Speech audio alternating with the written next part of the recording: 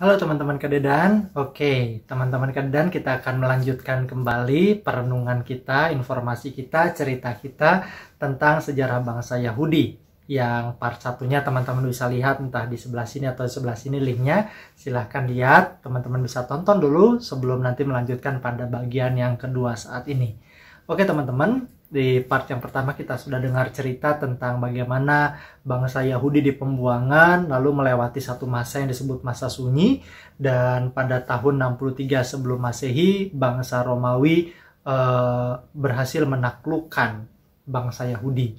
Nah, di masa sunyi itu juga sebenarnya sebelum zaman Yesus ada terbentuk beberapa kelompok.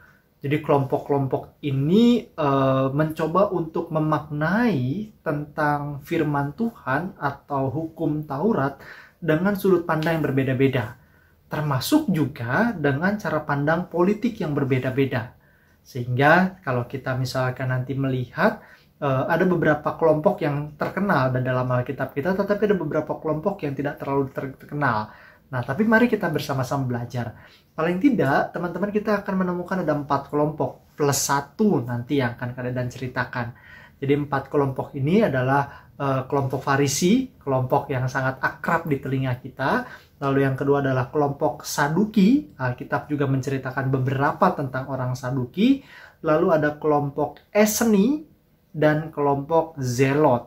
Teman-teman mungkin lebih jarang ngedengar ini. Kalau Zelot kita nanti pernah dengar, nanti kita cek. Nah, yang pertama yang mau kakak ceritakan adalah kelompok Farisi. Kelompok yang paling banyak diceritakan di dalam Alkitab dan seringkali menjadi kelompok antagonis dalam cerita Alkitab di hadapan Yesus. Nah, kelompok ini seringkali banyak beradu pendapat, banyak beradu argumen, banyak seperti dianggap salah di dalam cerita Alkitab. Tetapi apakah begitu orang Farisi? Maka sebenarnya kalau bicara tentang orang Farisi ini bukan orang jahat. Orang Farisi ini juga bukan orang-orang yang ngaco begitu ya. Tapi orang-orang Farisi ini punya latar belakang tersendiri sehingga mereka punya gaya hidup, punya cara penafsiran, dan punya pola ibadah yang berbeda. Kenapa bisa begitu? Maka teman-teman, sejak zaman Yerusalem dibangun kembali, bait suci dibangun kembali untuk kedua kalinya di zaman Ezra dan Nehemia, maka sebenarnya sudah mulai ada pola-pola informal. Karena ketika bangsa Yahudi berada di pembuangan, mereka kan beribadah mau tidak mau berada di rumah masing-masing atau berkelompok di rumah-rumah pribadi. Nah, pola-pola itu ternyata sudah terbiasa terjadi, sehingga di masa sunyi pun pola-pola beribadah di rumah-rumah masing-masing itu terus dibiasakan. Nah, kelompok-kelompok tertentu, dan dalam hal ini adalah kelompok Farisi, adalah kelompok yang sangat aktif dalam beribadah dan juga menggumuli firman Tuhan atau kitab suci ketika mereka melakukan peribadatan di rumah-rumah. Sehingga kebiasaan menggumuli Taurat, menggumuli kitab suci membentuk mereka menjadi pribadi yang sangat disiplin. Sehingga muncullah nama Farisi. Jadi kalau kita dengar kata Farisi, sebenarnya Farisi itu bisa diartikan atau ada yang mengatakan bahwa Farisi itu diterjemahkan sebagai orang-orang terpisah. Kenapa bisa disebut sebagai orang-orang terpisah? Karena memang orang-orang Farisi ini berusaha untuk dengan ketat, dengan disiplin menunjukkan kepatuhan mereka pada adat istiadat dan hukum Taurat, dan itu juga yang mereka ajarkan kepada orang Yahudi, kaum sebangsanya, supaya adat istiadat dan ajaran-ajaran keyahudian tidak dicampuri dan dirusak oleh budaya yang lain. Jadi ada satu kecintaan terhadap identitas yang begitu kuat, sehingga kecintaan terhadap identitas Yahudi yang kuat itu membuat mereka menjadi sangat-sangat saklek dan mencoba untuk menangkal berbagai budaya asing, pengaruh asing, dan mereka melakukannya dengan cara apa? Ketat terhadap aturan-aturan, ketat terhadap hukum Taurat, ketat terhadap hukum-hukum yang berlaku dalam perjalanan bangsa Yahudi. Jadi konkretnya mereka betul-betul sangat detail dalam memperlakukan hukum-hukum Taurat dan berbagai hukum yang lainnya. Nah, mereka mempelajari hukum Taurat dan mempelajari hukum-hukum yang lain. Jadi catatan, orang Farisi mempelajari hukum Taurat dan hukum-hukum Yahudi yang lain. Bahkan mereka juga mempelajari sekaligus membuat penafsiran-penafsiran terhadap hukum Taurat. Kadang-kadang penafsiran-penafsiran ini juga menjadi lebih halus, lebih longgar dalam implementasi keseharian. Nah, penafsiran-penafsiran ini dituliskan dalam buku yang bernama Mishnah dan juga Talmud. Apakah Mishnah, apakah Talmud? Jadi Mishnah itu adalah buku yang di dalamnya dituliskan tentang aturan-aturan, tentang law gitu ya, tentang hukum. Lalu Talmud adalah tafsiran atas Mishnah. Jadi kalau misalkan Mishnah itu adalah undang-undangnya gitu ya, maka ini ada peraturan-peraturan turunan terhadap undang-undang itu. Ada peraturan-peraturan yang ditafsirkan berdasarkan undang-undang itu. Nah, ini biasanya lebih tebal lagi, lebih banyak lagi. Jadi ada tafsiran atas Mishnah. Nah, kelompok-kelompok Farisi ini karena mereka punya kecintaan yang begitu kuat terhadap identitas keyahudian, mereka juga punya peran yang penting. Jadi mereka membangun sinagoga-sinagoga. Jadi mereka membangun tempat-tempat peribadahan. Mereka mengajar di sana. Tapi juga mereka membangun sekolah-sekolah. Jadi mereka betul-betul berperan sebagai seorang guru dan mereka mengajarkan tentang adat istiadat Yahudi, tentang Taurat, tentang penafsiran-penafsiran atas Taurat, dan itulah yang menyebabkan mereka, kelompok Farisi, juga dipanggil dengan sebutan Rabi, artinya guru. Nah, mungkin teman-teman akan menanyakan apakah berarti Yesus dipanggil Rabi juga adalah bagian dari kelompok Farisi? Maka ada banyak teolog yang mengatakan bahwa ya, kemungkinan besar Yesus juga adalah bagian dari kelompok Farisi. Yesus tahu betul seperti apa hukum Taurat, hukum-hukum yang lain, dan bagaimana ia juga punya peran mengajar di sana. Hanya memang pola pengajaran, pola pemikiran Yesus sangat berbeda dengan kebanyakan orang Farisi pada zamannya. Sehingga itulah yang menimbulkan seolah-olah Yesus banyak berkonflik atau bertentangan dengan orang Farisi. Padahal kalau kita ingat, ada banyak juga loh cerita-cerita di mana Yesus juga ngobrol baik, akrab dengan orang Farisi. Salah satunya teks yang seringkali dijadikan ayat hafalan oleh kita, Yohanes pasal 3, di mana Yesus bercakap-cakap dengan seorang Farisi yang bernama Nikodemus. Apakah ada konflik? Ya, mungkin ada perbedaan pendapat, tapi tidak bermusuhan loh gitu ya. Jadi jangan dianggap bahwa orang Farisi pasti musuh Yesus atau Yesus pasti bermusuhan dengan orang Farisi. Bahwa ada yang oknum-oknumnya tampak berseteru, iya, tapi bukan berarti orang Farisi selalu bermusuhan dengan Yesus. Nah, orang-orang Farisi ini meyakini satu teologi yang tadi sempat kakak sebutkan di part 1. Apa itu? Silahkan teman-teman tonton part 1-nya. Yaitu bagaimana orang-orang Farisi juga mengimani dan meyakini yang namanya teologi kebangkitan. Nanti beda dengan kelompok yang berikutnya. Jadi orang-orang Farisi juga meyakini tentang teologi kebangkitan. Nah, itu cerita tentang kelompok Farisi. Salah satu kelompok yang sangat terkenal dan kita banyak baca di dalam Alkitab kita. Yang berikutnya adalah kelompok Saduki. Ini juga kelompok yang berkali-kali muncul dalam teks Alkitab kita, walaupun mungkin tidak lebih banyak dibandingkan cerita tentang kelompok Farisi. Nah, kelompok Saduki ini kelompok apa sih? Kemungkinan besar kata Saduki itu berasal dari kata Zadok, seorang imam besar yang berperan di masa Raja Daud. Jadi sudah sangat lama. Lalu kelompok ini terus terbangun kembali dan mereka adalah kelompok yang berasal dari kalangan atas, kalangan orang kaya. Kenapa bisa begitu? Ya karena mereka adalah kelompok yang punya kedekatan dengan pemerintah Romawi. Bahkan ini adalah kelompok politik gitu ya. Ada yang mengatakan bahwa kelompok Saduki ini adalah kelompok partai politik. Mereka orang-orang politik, mereka politisi, mereka pintar memainkan kekuasaan, mereka tahu bagaimana berdekatan dengan penguasa. Dan kelompok ini menjadi kelompok yang juga diuntungkan karena kekuatan politiknya. Sehingga betul lah, untuk bisa mendapatkan kekuatan politik mereka harus berada dari kalangan atas, dan karena mereka berdekatan dengan penguasa, mereka juga terus dikuatkan secara ekonomi berdasarkan keputusan-keputusan politik. Sehingga mereka adalah orang-orang kaya dan mereka orang-orang yang juga berpengaruh. Apakah hanya semata-mata tentang politik? Enggak. Orang-orang Saduki juga punya pemahaman tersendiri terhadap kitab suci. Berbeda dengan kelompok Farisi, tadi kalau kakak bilang, Kelompok Farisi itu mempelajari hukum Taurat dan hukum-hukum yang lainnya, termasuk di dalamnya orang-orang Farisi melakukan berbagai penafsiran yang dituliskan dalam Misnah dan Talmud. Nah, orang-orang Saduki enggak. Mereka jauh lebih sempit dan lebih saklek. Buat orang-orang Saduki, yang terpenting itu ya kitab Taurat. Selesai bicara agama Yahudi, maka bicara tentang Taurat. Mereka tidak mempedulikan hukum-hukum yang lain. Mereka tidak mau mempelajari penafsiran-penafsiran. Sehingga ketika mereka membaca Taurat, orang-orang Saduki lebih letterleh, lebih hurufiah, lebih apa yang ditulis yaitu yang dipahami. Apa yang ditulis maka itu yang diterapkan. Termasuk maka bicara tentang pemahaman teologi, orang-orang Saduki adalah orang-orang yang menolak teologi tentang kebangkitan. Maka kalau kita ingat ada percakapan antara Yesus dengan orang-orang Saduki. Orang-orang Saduki kan bertanya tentang kalau nanti ada kebangkitan, kalau misalkan dia punya suami atau punya istri lebih dari satu, dia bakal beristri dengan siapa? Yesus mengatakan, ya kamu orang-orang bodoh. Nah, teman-teman silakan baca Alkitabnya sendiri ya. Silakan buka-buka lagi cerita percakapan antara Yesus dengan orang Saduki. Jadi orang-orang Saduki ini menolak pemahaman teologi kebangkitan. Karena nggak masuk akal. Kenapa? Ya memang di kitab Tauratnya nggak ada cerita tentang kebangkitan. Jadi selesai. Nggak akan mau berdebat panjang tentang kebangkitan karena itu tidak Yahudi sekali.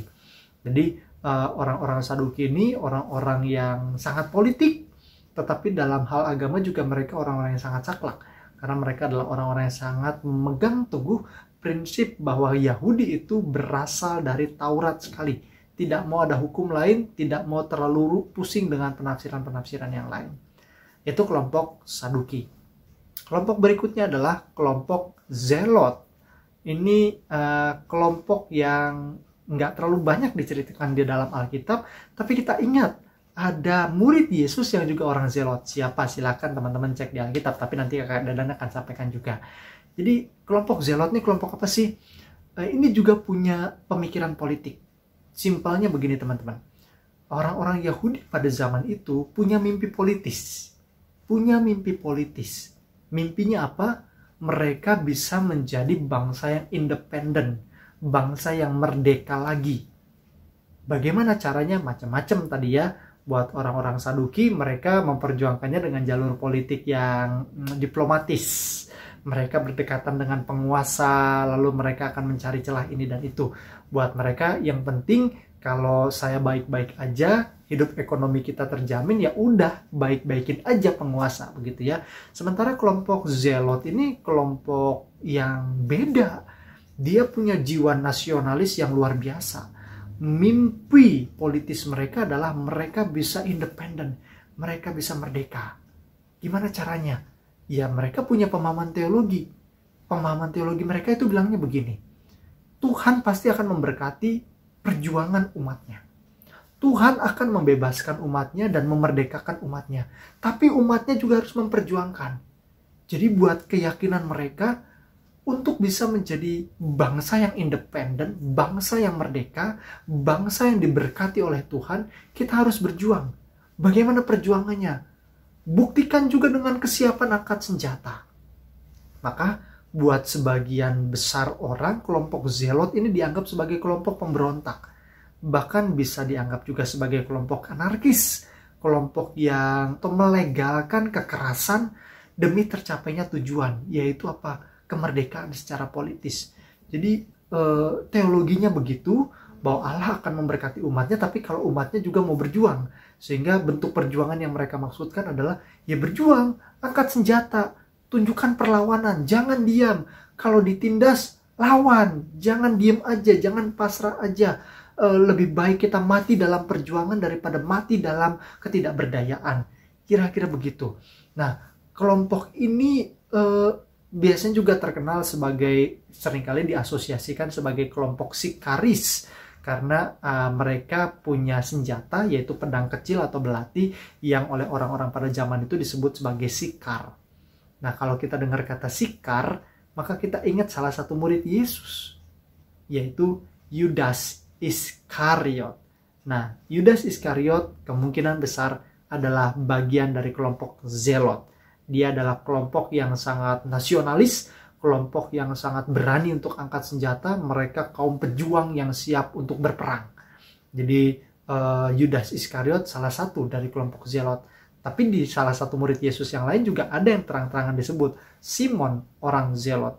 Jadi paling tidak dari 12 murid Yesus, kita menemukan ada 2 orang murid Yesus yang adalah kelompok Zelot, yaitu Simon orang Zelot dan juga Yudas Iskariot. Nah, itu kelompok yang ketiga. Nah, kelompok yang keempat rasa-rasanya nggak disebut dalam Alkitab kita, tapi kita kenal dengan tokohnya, salah satu tokohnya. Jadi kelompok yang keempat ini adalah kelompok Esseni. Nah, kelompok Esseni ini kelompok yang agak beda. Jadi ketika tadi kelompok Farisi punya pemahaman teologi, kelompok Saduki punya pemahaman teologinya juga, kelompok Zelot juga punya pemahaman teologinya juga, kelompok Esseni juga punya pemahaman teologi yang berbeda. Kelompok Esseni ini lahir dari sikap ketidakpercayaan atau kekecewaan atau antipati terhadap kepemimpinan agama Bait Allah. Jadi ada kelompok orang yang merasa bahwa Bait Suci tidak lagi suci. Bait Suci itu sudah jadi korup. Bait Suci itu sudah menjadi lembaga yang tidak lagi menjaga wibawa ilahi. Sehingga mereka tidak lagi respect terhadap Bait Suci. Lalu bagaimana mereka membangun imannya? Jadi mereka memilih untuk berada di satu tempat yang rahasia. Biasanya itu ada di sekitaran padang gurun, di goa-goa gitu ya. Dan mereka membentuk satu komunitas sendiri. Nah, biasanya komunitas ini berangkat dari sistem petapaan padang gurun. Mereka punya teologi begini. Mereka harus memurnikan pemahaman agama. Mereka harus memurnikan kembali pemahaman sebagai umat pilihan Allah. Bagaimana bisa memurnikannya lagi? Maka mereka mengambil langkah ekstrim, yaitu dengan melakukan petapaan padang gurun. Loh, kenapa padang gurun? Karena mereka punya konsep teologi padang gurun. Apa itu? Mereka mengingat ketika Allah membentuk bangsa Israel, Allah membentuknya melalui perjalanan padang gurun. Ketika orang-orang Israel itu keluar dari tanah Mesir, Allah membentuk mereka dari orang-orang yang sangat barbar, dari orang-orang yang sangat susah diatur, menjadi orang-orang yang mulai beradab dengan berbagai aturan-aturan. Jadi buat orang Esseni, perjalanan padang gurun itu menjadi perjalanan penting untuk pembangunan keimanan. Makanya ada puasa padang gurun, ada 40 hari, ada puasa ini di padang gurun, dan itu membantu mereka untuk menghayati seperti apa sih bangsa Israel ketika dibentuk Allah. Dan itu langkah yang diyakini oleh kelompok Esseni, itu juga akan membentuk keimanan mereka menjadi lebih murni. Tidak seperti keimanan yang dibentuk oleh lembaga Bait Allah yang korup. Dan itu yang dilakukan oleh mereka. Nah, mereka juga membangun komunitas. Dan komunitas ini memberlakukan aturan yang ketat. Mereka sangat merahasiakan komunitasnya. Jadi sangat sulit mencari informasi tentang kelompok Esseni. Karena memang kelompok Esseni itu membangun komunitas yang semuanya terikat pada sumpah setia. Sumpah setia untuk berbagi, sumpah setia untuk tidak membocorkan rahasia dan lain sebagainya. Dan ketika terjadi pelanggaran terhadap sumpah setia ini, mereka akan mendapatkan hukuman yang gak gampang. Mereka bisa dikucilkan dan mereka bisa dihukum, diterlantarkan di padang gurun. Kalau mereka selamat, puji Tuhan. Kalau sampai mati, mereka meyakini bahwa itu adalah hukuman yang setimpal buat mereka yang melakukan pengkhianatan terhadap komunitas. Jadi di satu sisi mereka itu sangat-sangat ketat dan sangat adil. Banyak orang yang menuturkan kesaksian sebagai kelompok Esseni bahwa mereka bahagia. Dan itu sebenarnya mirip dengan pola kehidupan orang Kristen mula-mula. Mereka berbagi harta, mereka saling menguatkan, tidak ada orang yang menjadi lebih tinggi dan lebih rendah, semua setara, tidak ada orang yang dianggap sebagai bos dan sebagai hamba. Mereka menentang loh perhambaan, termasuk juga mereka menentang kekerasan. Jadi kelompok Esseni itu sangat-sangat damai. Bagi mereka, mereka harus menjunjung tinggi nilai perdamaian. Dan itu sangat baik. Jadi kelompok Esseni itu luar biasa. Nah, selain itu, kelompok Esseni adalah kelompok yang sangat menjaga sakralnya perkawinan. Kalau kita ingat ya, orang-orang Yahudi itu kan nggak monogami ya, nggak monogami amat, bahkan cenderung nggak monogami. teks-teks perjanjian lama itu banyak sekali cerita tentang poligami. Tokoh-tokoh besar di Alkitab kita itu banyak poligami loh perjanjian lama. Nah, beda. Kelompok Esseni sangat menjunjung sakralnya nilai perkawinan. Mereka menjunjung tinggi nilai monogami dan mereka sangat-sangat menentang yang namanya perceraian. Itulah sebabnya kelompok Esseni mungkin juga dianggap sebagai kelompok yang aneh oleh sebagian besar bangsa Yahudi. Karena ini kelompok yang agak-agak radikal juga sih gitu ya. Nah, kelompok Esseni juga terlihat dari ciri-ciri pakaian dan makanan mereka. Kadang-kadang mereka dianggap sebagai kelompok yang aneh karena cara berpakaian mereka dan juga makanan mereka berbeda dengan kelompok Yahudi kebanyakan. Nah, kalau kita mengingat ciri-ciri itu, maka kita langsung mengingat ada satu tokoh besar di dalam Injil yang kita bisa langsung melihat ini adalah bagian dari kelompok Esseni. Teman-teman mungkin bisa langsung jawab kalau dari ciri-ciri yang tadi Kak Dedan sampaikan. Ya, namanya Yohanes Pembaptis. Yohanes Pembaptis adalah orang Esseni yang sangat frontal, bahkan sangat lantang menyuarakan gagasan-gagasannya. Kalau tadi kita bicara tentang bagaimana orang-orang Esseni itu sangat saklek terhadap monogami dan menentang perceraian, kita ingat bagaimana Yohanes Pembaptis pernah mengkritik keras hubungan antara Herodes Antipas dengan Herodias. Dan dia mengatakan, teman-teman bisa cek di Alkitab teman-teman sendiri, bahwa tidak halal pernikahan yang terjadi antara Herodes dengan Herodias. Itu yang menyebabkan juga kemarahan Herodias sampai akhirnya sebuah tipu muslihat, sebuah cara dipakai untuk membuat Yohanes dihukum mati, dipenggal kepalanya. Teman-teman bisa cek sendiri ceritanya. Nah, selain 4 kelompok besar ini, ada kelompok Farisi, Saduki, Zelot, Esseni. Tadi Kak Dedan sudah sampaikan di awal. Ada plus 1. Ada satu kelompok yang sering disebut juga di dalam Alkitab kita. Dan mereka bukan Farisi, mereka bukan Saduki, mereka bukan Zelot, mereka bukan Esseni. Yaitu ahli Taurat. Ya, ahli Taurat bukan Farisi. Ahli Taurat juga bukan imam. Jadi kakak ingatkan lagi, ahli Taurat itu bukan Farisi, ahli Taurat bukan imam. Farisi juga bukan imam. Balik lagi, orang-orang Farisi bukan imam. Jadi ada tokoh yang namanya disebut sebagai ahli Taurat. Ahli Taurat ini adalah orang-orang yang sebenarnya punya peran penting untuk menyalin teks-teks suci. Beda dengan zaman kita sekarang ya, kita bisa download atau kita bisa copy paste gitu ya. Zaman dulu kan nggak begitu. Dan ketika menyalin kitab suci itu hati-hati sekali. Nggak boleh ada kesalahan. Kalau ada kesalahan itu langsung dimusnahkan gitu ya, karena nggak boleh itu.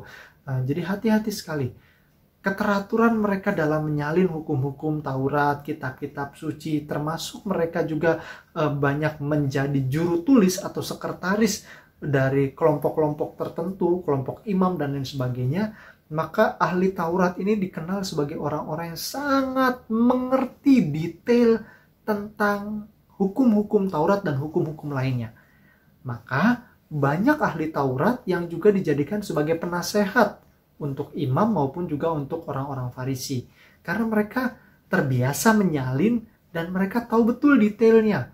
Karena jangankan menyalin salah tulis tiponya kebangetan gitu ya. Kalau kita kan typo dan mungkin dari kata dedan jadi daden atau jadi deden atau dadan gitu ya. Bahkan mereka satu titik salah saja itu udah sesuatu yang tidak boleh dipergunakan. Kesalahan yang fatal. Sehingga ahli-ahli Taurat itu orang-orang yang sangat hafal banget loh tentang kitab suci, hukum Taurat, dan hukum-hukum lainnya. Sehingga kalau kita baca, bagaimana juga seringkali ada terjadi perdebatan antara Yesus dengan ahli-ahli Taurat. Nah, untuk part 2, Kak Dedan mau ceritakan ini dulu. Jadi ada 4 kelompok besar dan ada satu kelompok Farisi, Saduki, Zelot, Esseni, dan ahli Taurat.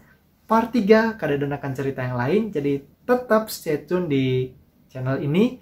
Pastikan sudah subscribe, nyalakan lonceng, supaya ketika part 3 nanti akan ditayangkan, teman-teman gak ketinggalan dan tetap bisa bersama-sama dapat pengetahuan, dapat cerita, untuk kita bisa mempersiapkan diri menyambut Paskah. See you!